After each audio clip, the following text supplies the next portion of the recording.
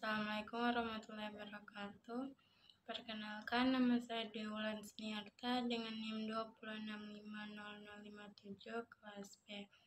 Pada video kali ini saya akan mereview materi ketiga dari mata kuliah Rekayasa Perangkat Lunak mengenai analisis modeling. Tanpa berlama-lama, langsung saja.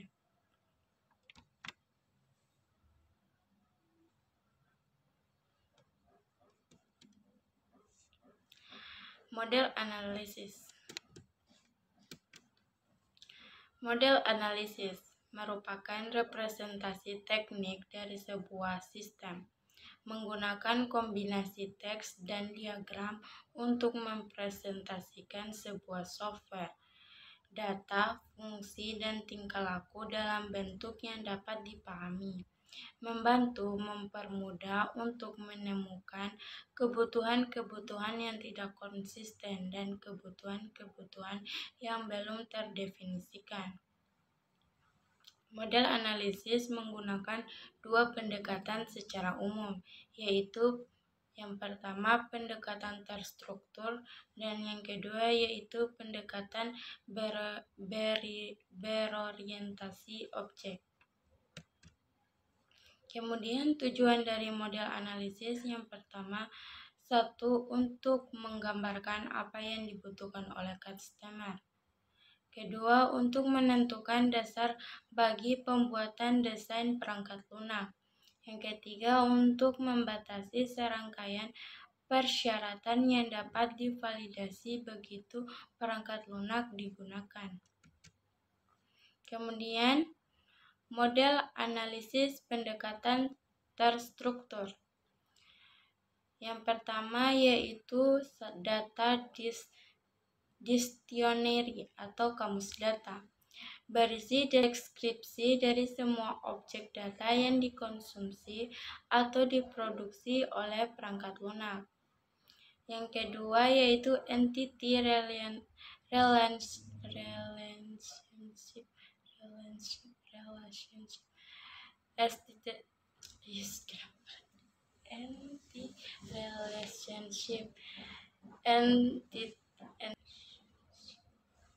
Entity relationship diagram, yaitu menggambarkan hubungan antara objek data. Yang ketiga yaitu data flow diagram atau DVD, yaitu menunjukkan bagaimana data ditransformasikan pada saat data bergerak melalui sistem, menggambarkan fungsi-fungsi yang mentransformasi aliran data. Setiap fungsi yang direpresentasikan dalam DFD dijelaskan dengan menggunakan sebuah proses prefiguration. Yang keempat yaitu state transition.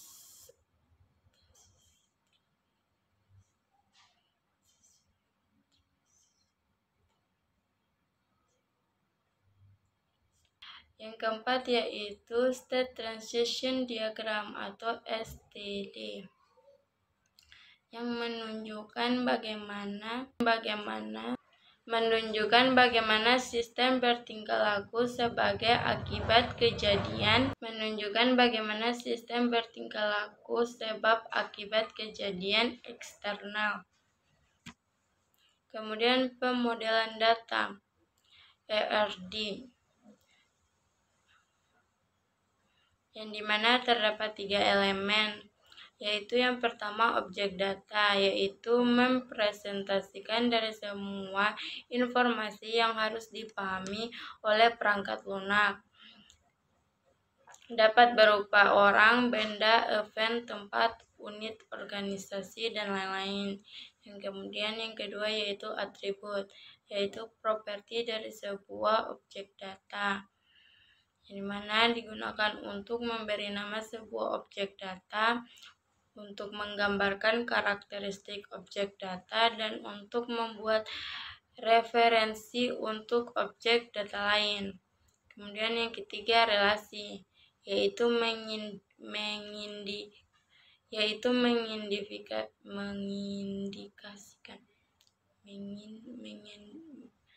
Kemudian yang ketiga yaitu relasi mengindikasikan.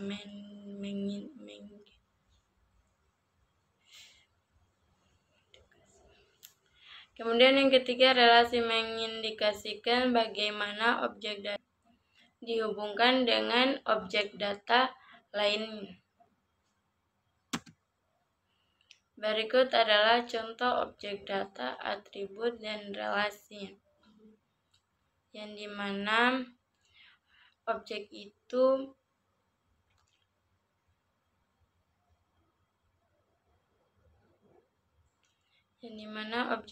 berupa manusia dan mobil. Kemudian untuk atribut dari manusia itu berupa nama, alamat, umur, nomor kartu mengemudi. Kemudian untuk mobil itu atribut dari mobil yaitu model, ID number, body type, dan color. Untuk relasi yaitu antara manusia. Untuk relationship yang dimana objek manusia dan mobil. Pemodelan data ERD. Cardinality yaitu menggambarkan jumlah entiti yang dapat dihubungkan dengan entiti lain melalui relasi. 1 one-to-one, one-to-many. Modelan fungsional dan aliran informasi atau DFD. 1. Menunjukkan hubungan antara external entities, proses, data item, dan data store. 2. DFD tidak menunjukkan prosedur secara detail, tetapi hanya aliran data melalui perangkat lunak. DFD dapat dipartisi ke level-level berikutnya yang merepresentasikan aliran informasi dengan lebih detail. DFD level 0 disebut juga diagram konteks yang merepresentasikan seluruh elemen sistem. DFD level 0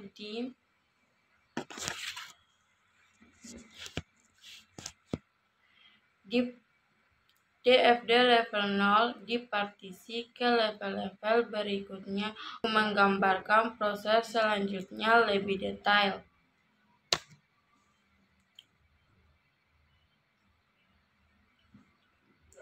Behavioral modeling yaitu mendeskripsikan status sistem yang dapat muncul ketika perangkat lunak digunakan.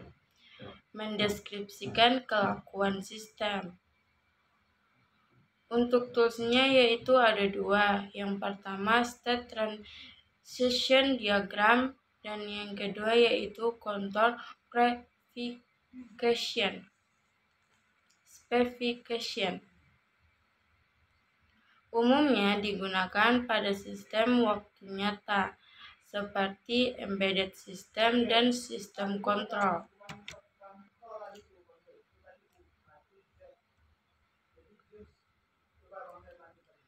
Di dalam behavioral modeling itu tadi terdapat dua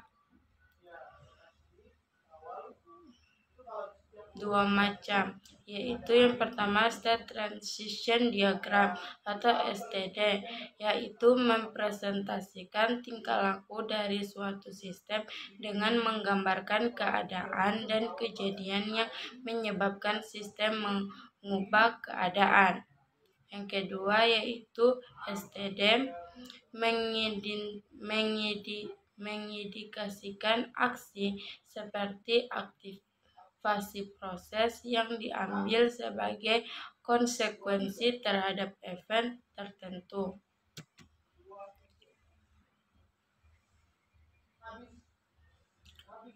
Berikut adalah contoh STD untuk sistem embedded pada mesin penjual minum otomatis.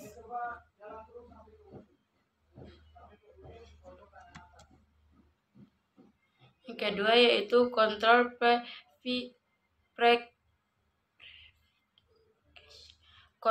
prefigation, yaitu fungsi dari control prefigation sama dengan PSPEC, namun berisi deskripsi dari setiap status yang dapat muncul pada sistem. Baik, itu saja yang dapat saya sampaikan mengenai materi ketiga. Apabila ada salah kata, mohon dimaafkan. Saya akhiri dengan ucapan billahi taufiq wal hidayah. Assalamualaikum warahmatullahi wabarakatuh.